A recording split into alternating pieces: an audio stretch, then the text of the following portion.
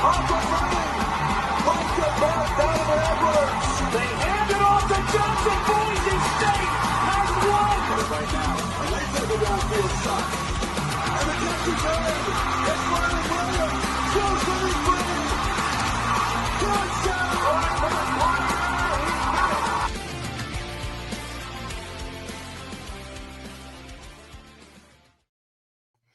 And welcome in, everybody. This is the Gridiron Uncensored podcast, and clearly we are talking some Wisconsin football tonight when we're doing season previews.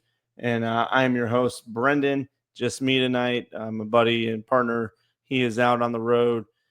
So we're going to roll through this solo and, just kind of give you my thoughts on where this 2025 football season is probably going to go, or at least where I think it will go. Floor, ceiling, schedule talk, all that stuff at the end. So hope you stick with me and we'll get through it. When we go through these, I usually like to start off, or we do, kind of look at 2024 real quick, the year prior. So we'll pull that up and then we'll talk about that. And then we'll move on into some, 2025 discussion. Obviously, you guys know how 24 went, 5-7 overall. Tough loss to Bama, tough loss to USC. Couple of wins scattered in the middle there. You beat the Purdue's, Rutgers, Northwesterns. Okay, if you lost to them, that'd be an even bigger problem. But you guys had a tough schedule last year, and I feel like Fickell. I think he's a good coach. I think he's been trying to get his system in place, and it's just not been working. Quarterback injuries have really, really screwed you guys over. And then just like the talent, like I wasn't a big fan of Locke, whatever, in his passing ability, but that's neither here nor there. It's just situationally, you guys have been put in bad spots with injuries, whatever else. It doesn't matter. You guys are trying to build something. I think Fickell's a good coach. I think he's going to get you guys there. But god dang, between the schedule, the injuries, all these other things, it has not been an easy start. And I get fans are getting frustrated. Well, let's move on and talk about 2025 because, well, it's frankly, same thing on schedule-wise down at the end of this show. We'll talk about it. But a couple changes have been made, and we'll hit that real quick.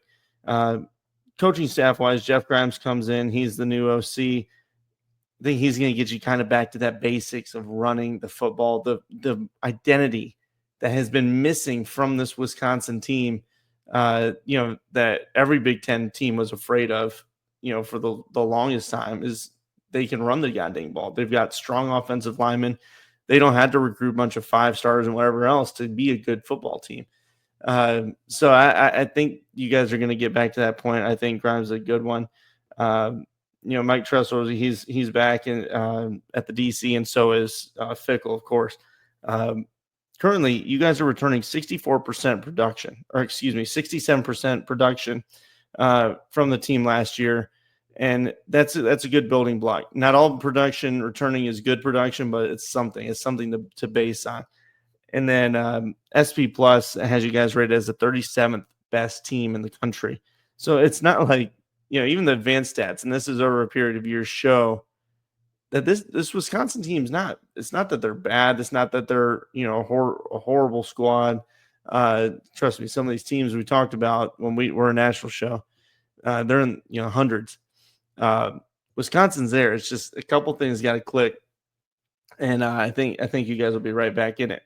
So either way, talk about the returning production a little bit, and then some numbers from last year. So you had 67% returning from an offense that was 99th in the country, and a defense that was 41st in the country.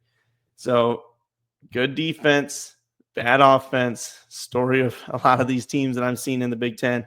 But I'll say again, if you can get the offense going, that defense is going to it's going to get even better. It's just how it goes. So let's talk about the portal side of it. Because when we're looking at Wisconsin and what they're trying to do, you're going to have to build from the portal. Every team has to a point, especially if you want to contend for conference championships. You got to plug holes in this new world, but you have to recruit well. And Wisconsin's always got a solid base. It's nothing crazy and flashy, and you're not getting top 5 classes, but that doesn't matter. You get guys that fit the culture, and I feel like that's kind of been missing. But maybe we can get back to it here. The portal side, I like this class, to be honest with you. 14th in the nation when we're talking about the transfer portal, and then you have 21 coming in and 31 leaving. So to me, I said this before. Just because you lose 31 doesn't mean you need to bring in 31. Doesn't mean you need to bring anything close to that. You just need to bring guys that actually plug the holes and then recruit well. So I think we're kind of in that realm right here of getting the guys that fit the needs of this team. So when we look at some of the keys that I have coming in, Fearby's one, Peterson's another, Suggs, Garner, and then Billy Edwards. Those are important pieces. You guys did lose some key guys: Xavier Lucas, Thompson Jr., Lowry. Those are some guys that it really sucks to lose them.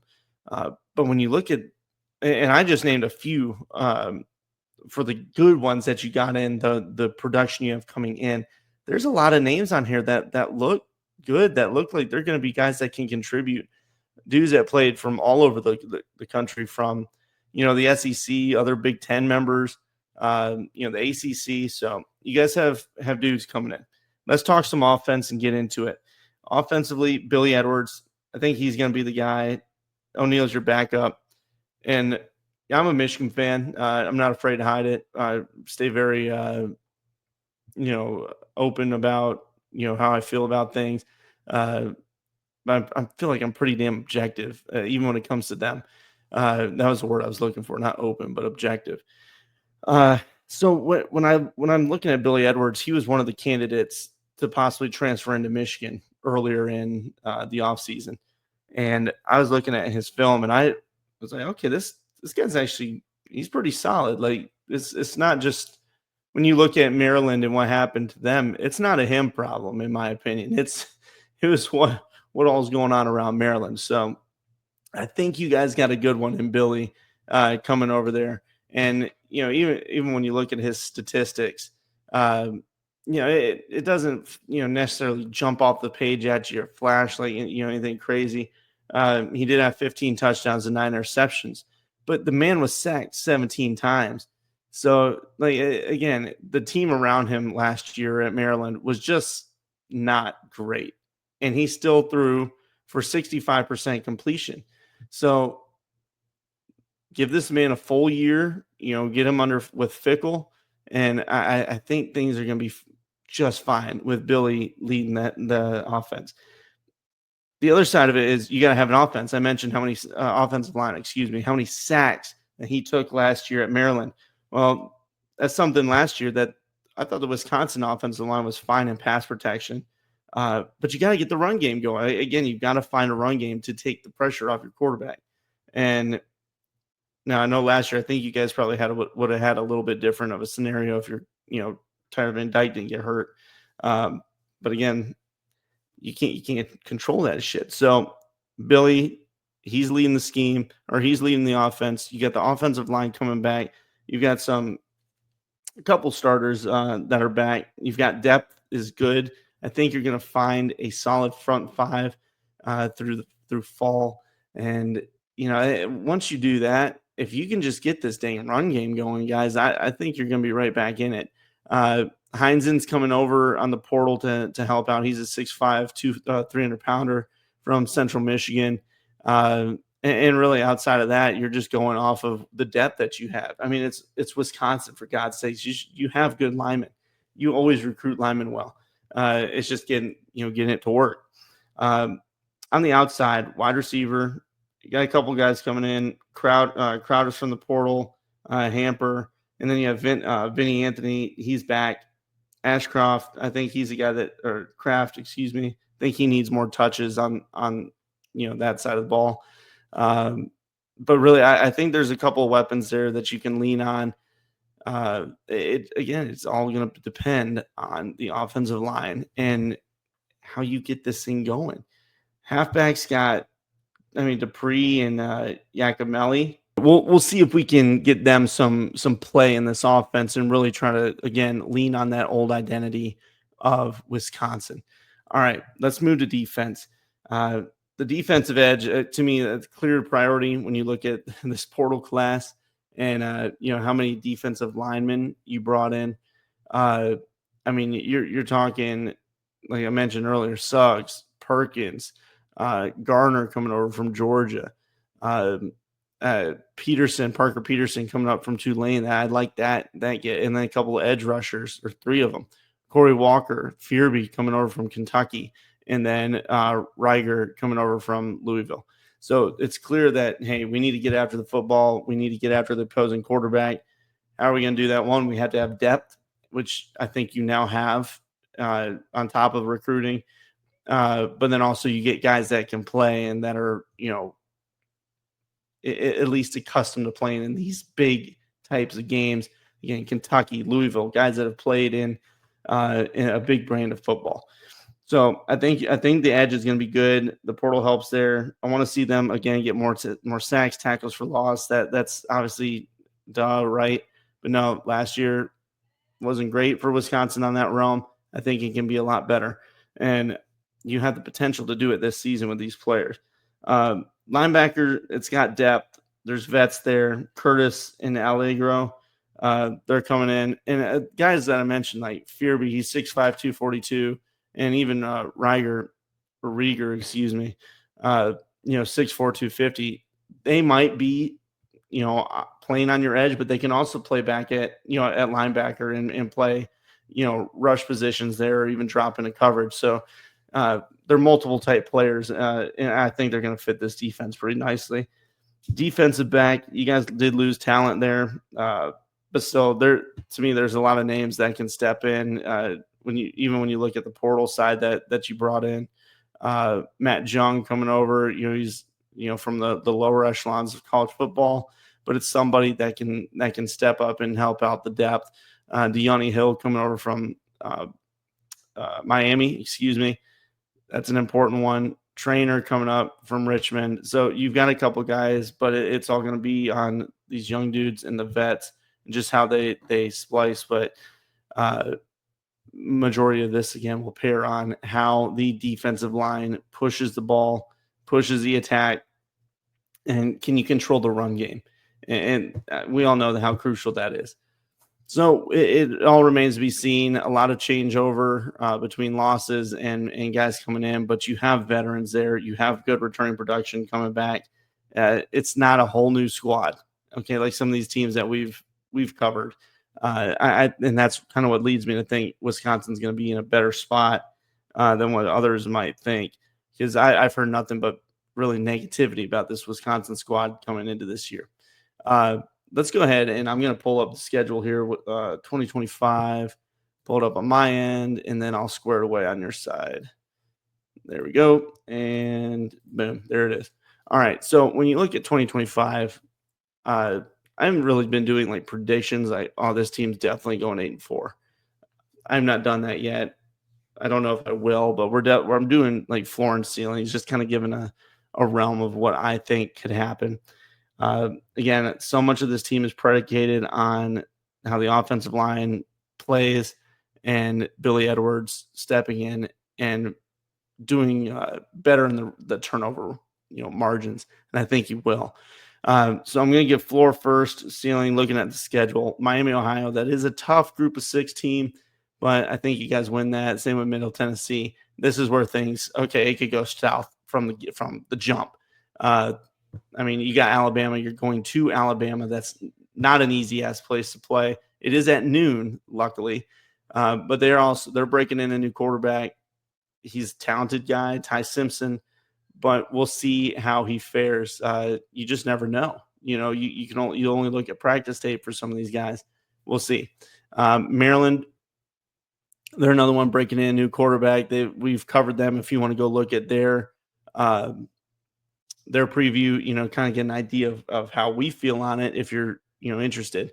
I think they're going to be improved. Mike Loxley knows that this is probably his last year there if shit doesn't get figured out. So we'll see what happens with them. But I think that's a game you guys should win. Michigan, young quarterback, but that defense is going to be stout, I believe. I know I'm a fan, but that is a winnable game, especially if, Sharon is suspended or whatever the hell they got going on. I don't know. We'll see. But if the offense is not clicking like it was last year, you have potential to win the game. But I think their quarterback room is better than what the hell they had last year. I was kind of in the same camp. If the offense can like it did last year, that's going to be a tough one with how good their defense is. So that whole middle section is just, oh man, that's tough. You guys have one of the hardest schedules in the country. People, I don't know, they put down the Big Ten like it's a trash conference. Look at this freaking schedule, man. That's disgusting. And then on top of that, out of conference, you're playing Alabama. But either way, back end of this schedule, you play Washington, which looks to be an improved team with quarterback play there. Another year under Jed Fish, who I think is a good coach. Indiana is looking to retool and be in that same boat as this year. This is just a tough schedule. Illinois is the same way. Minnesota's got a good quarterback. I don't know, guys. I don't know. So when I look at this team and the talent that you have, the returning production, the defense was 41st last year. It did lose some pieces, but you got some good ones in. Maybe in that same realm, but if the offense can actually get moving, that's where I feel a little bit more confident in this team. So go ahead and cut to the chase. I've got the floor for you guys at 4-8.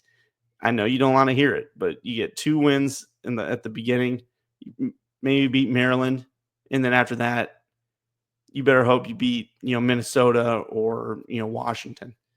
That's where I'm standing at. It could even, I don't know. I don't want to say it could be worse because I think you got more talent than that. But 4-8 is where I have a floor. The ceiling, I'd say 7-5. If you go 7-5 in this schedule, I think you freaking extend Fickell and I don't know what else you do to him. But to me, that'd be a hell of a season with this schedule. So you guys let me know what you think. Let me know how you're feeling on this year. I know it's a brutal schedule. I know kind of the feel on the year and this team is just kind of down from what I've been reading online, and even the boards, football chats that I'm in.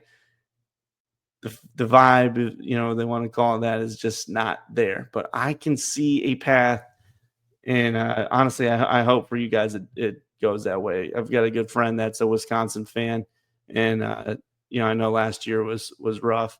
So you guys, again, let me know. Please subscribe, share, like, comment, all that good stuff. I hope you enjoyed the episode. Sorry, I know I kind of ramble at times, but I'm doing it solo, baby. I'm just trying to keep this thing rolling. So we hope you have a good one, and we'll see you around. Take care.